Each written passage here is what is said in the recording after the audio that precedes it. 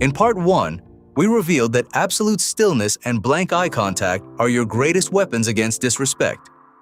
Today, we are breaking down the exact physical stance that naturally deters anyone from testing your boundaries.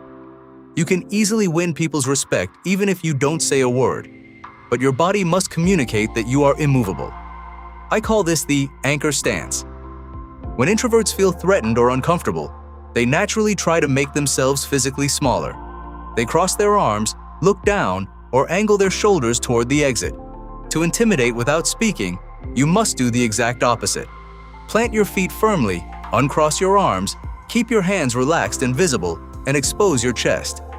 By intentionally leaving your body physically open and unguarded, you are subconsciously signaling to the other person that you do not view them as a threat whatsoever.